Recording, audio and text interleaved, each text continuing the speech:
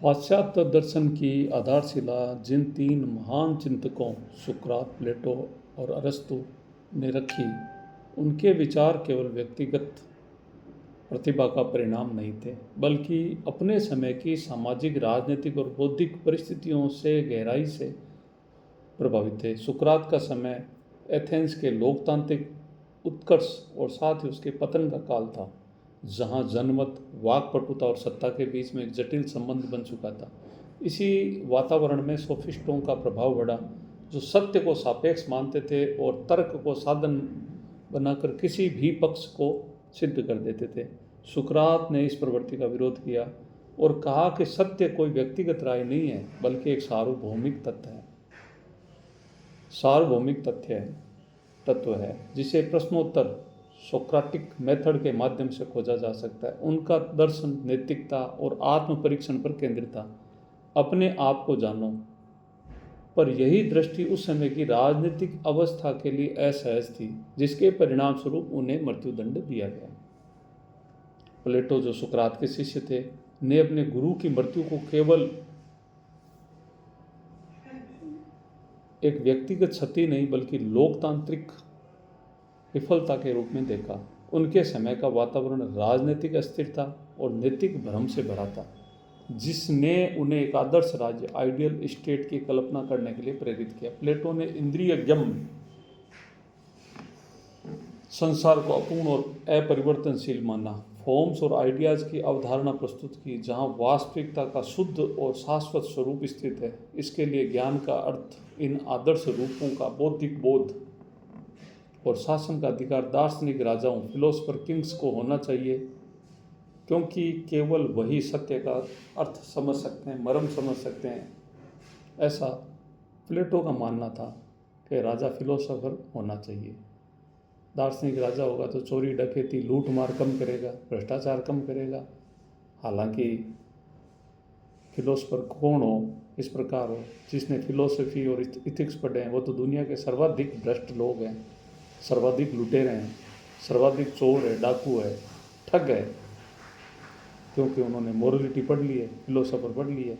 अब उनको जो भी करेंगे अच्छे तर्क है, साबित कर देंगे कि हमारा जो किया हुआ है वो सही है। खैर, प्लेटो साहब जानते थे कि राजा फिलोसोफर होना चाहिए, क्योंकि केवल वही सत्य को समझ सकते थे। यहाँ यह स्पष्ट विरोधाभास यह है कि जहाँ सुकरात जनता के बीच संवाद में विश्वास करते थे, वहीं प्लेटो में जन सत्ता पर अविश्वास व्यक्त किया।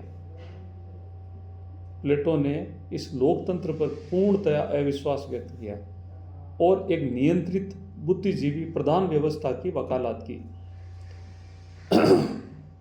अरस्तु, जो प्लेटो के सिद्ध शिष्य थे, गुरु के आदर्शवाद से भिन्न एक अधिक व्यावहारिक और अनुभवजन्य दृष्टिकोण अपनाया। उनका समय अपेक्षाकृत स्थिर था, समय थोड़ा सा सेट हो गया था।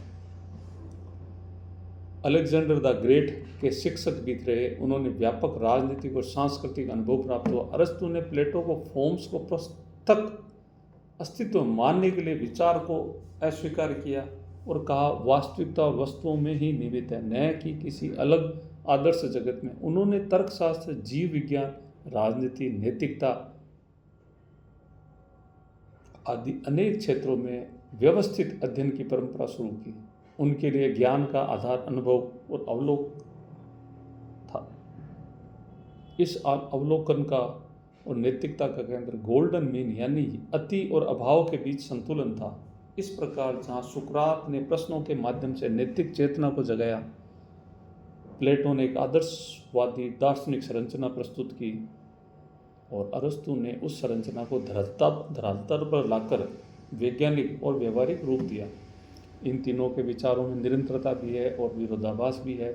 सुकरात का नैतिक आग्रह प्लेटो के आदर्शवाद से विकसित होता है और वही आदर्शवाद अरस्तु के यथार्थवाद में परिवर्तित हो जाता है। उनके समय की परिस्थितियां लोकतंत्र पर संकट, राजनीतिक अस्थिरता और ज्ञान की खोज इनके दर्शन को आकार देती है, और यही कारण है कि ये विचार आज भी केवल ऐतिहासिक नहीं बल्कि जीवित और प्रासंगिक प्रतीत होते हैं, हमारे आसपास दिखाई देते हैं और सदैव इस पे मनन, पुनर्विचार और आसपास के माहौल से उसको संजो कर देखने में हम हमेशा अग्रसर रहे हैं, तो प्लेटो, अरस्तु और सुकरात और उसके शिष्य सिकंदर द अफलातून को भी हमें जानना, समझना और मनन करना चाहिए। धन्यवाद।